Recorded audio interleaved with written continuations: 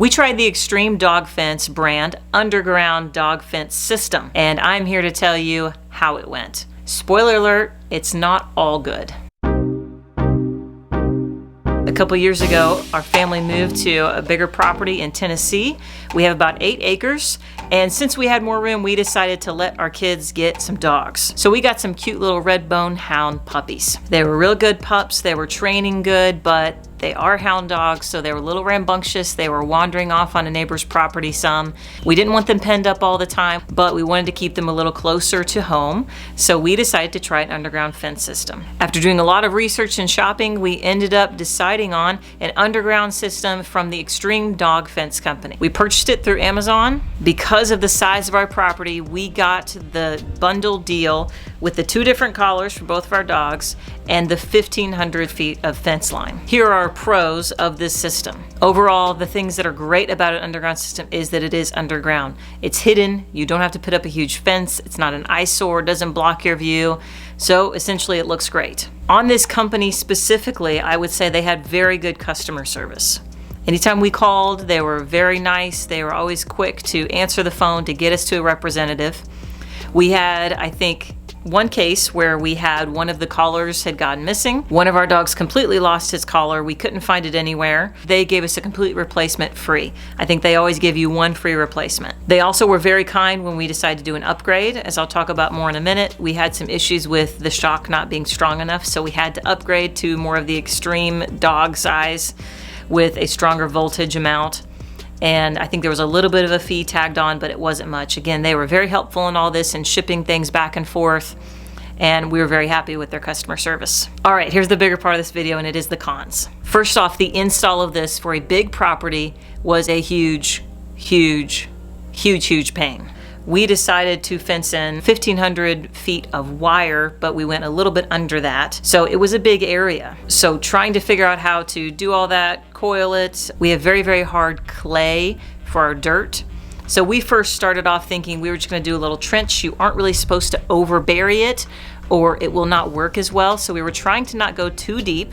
So we were kind of trying to figure out ways on our own to kind of dig just a small little trench, maybe an inch or so deep. But we were having no luck. After a lot of frustration and a lot of not very safe ways of trying to do that and kind of rig up things, we did end up renting a trencher. So we rented a trencher. My poor husband walked backwards all the way around our property and tried to keep it as shallow as possible. Then we had to go around, put it all in. Now, there are a lot of wiring machines that you can get. A trencher machine that actually you put the coil of the wire on and it shoots it right in the ground. We couldn't really find one of those to rent. We didn't have one available.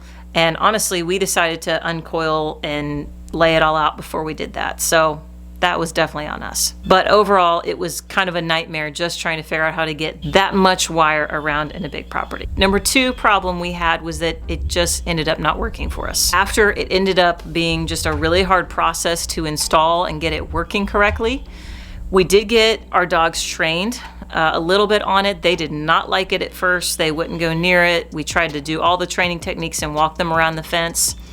But gradually they just got more used to it and more used to it and more used to it and would just start pushing through.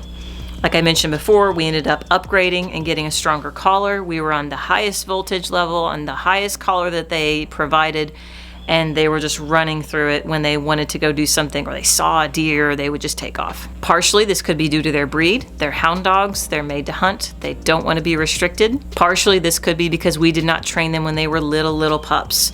They were at least 6 months old when we started this process and this training. So it could be it was just too late for them. Either way, after spending $500 on the actual equipment and then another $100 for a rental of a trencher, $600 in, and we have a buried line around our property that is pretty much useless. It is still workable. We have had a few issues with it coming unearthed in weird places, like it has to go around a driveway and that spot's been hard. There are some spots where we have erosion and it keeps on coming uncovered.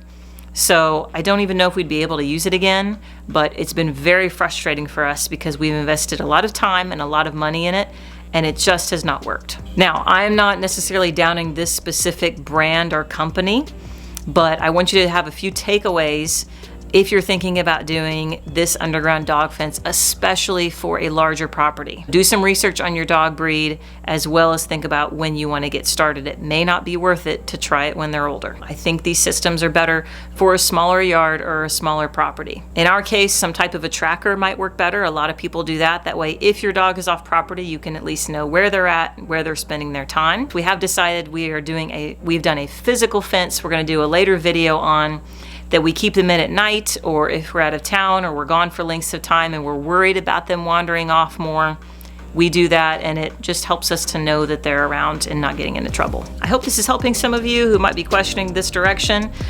For us, it was not the right choice, but sometimes you have to live and learn.